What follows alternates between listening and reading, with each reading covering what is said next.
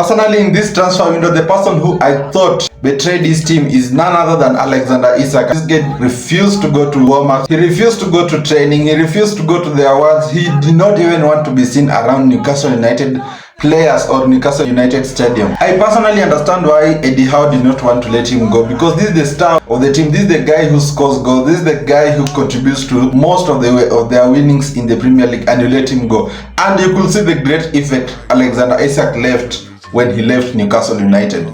They went from competing for the top 4 positions to now competing to move from the bottom 10. That's a great difference from the Newcastle of last season to this Newcastle of this season. But can we just applaud the brilliance of the scouting team of Newcastle United? Because how did they know Nick Wolterman? How did they get this kind of a player? Because the guy just came and started scoring goals. He's one of the best number 9s right now in the Premier League. Haaland, Ekitike, Nick Wolterman, you have to put him in that discussion in the Premier League right now. Alexander Isak is now in Liverpool and things are not going as people thought it's going to go. He's struggling to score goals, he's struggling to stay fit. So there's not always greener pastures on the other side. Subscribe, like and follow.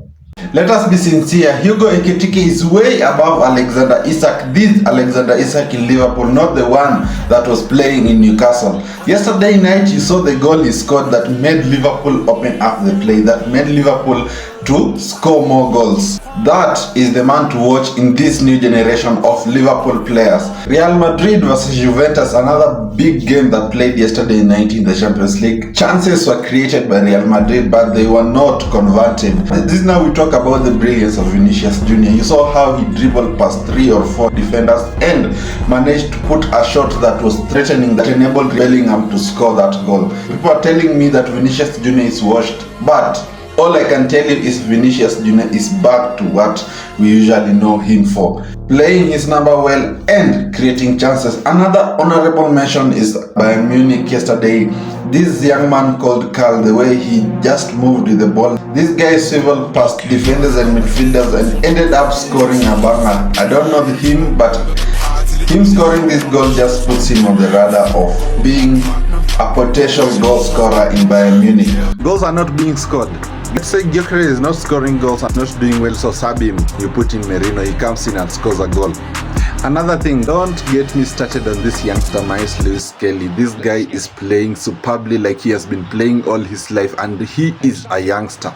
The way he humbled, cooked and embarrassed those midfielders, seasoned midfielders of Atletico Madrid in that game yesterday night, just dictates to you the kind of talent this young man has. Arsenal is to be revered on. If you don't see it, then open your eyes. If Atletico Madrid bet, humbled and embarrassed Real Madrid 5-2, just tell me Arsenal bet this team 4-0 yesterday night in the Champions League. This just tells you what Arsenal are on a different level compared to other teams. Gabriel Martinelli comes in and pulls up the craziest comeback of the season and starts scoring winner goals. Football fans, it's quite serious that I'm talking here about Harry Maguire as one of the best defenders in Manchester United. But you know what? That header that he managed to hit and scored in that time was one of the best headers that I've seen so far in the Premier League. So let us stop talking about Manchester United. I know we won. Let us talk about how this weekend has been crazy. Goals everywhere. Ronaldo's banger, Messi's hat-trick. I'm telling you, these two guys are still giving us the best of their ability at this age. First of all, let us start with Cristiano Ronaldo, the way he scored that goal after missing a penalty. That dictates to you the quality of a player that man is. Straight to Burnley's game in the Premier League, that guy scored a banger. I don't know if I've forgotten his name, but that man is quite a scorer. Or that shot that he shot outside the box reminds me of prime Ronaldo when he was playing in Manchester United. Just look at how Ronaldo used to score those free kicks outside of the box. That was not a free kick, but that was a superb goal. Let's go to the 6'6" guy, striker in Newcastle, Nick Wolterman. That guy is something else. Let me tell you, the Premier League is not prepared for this guy.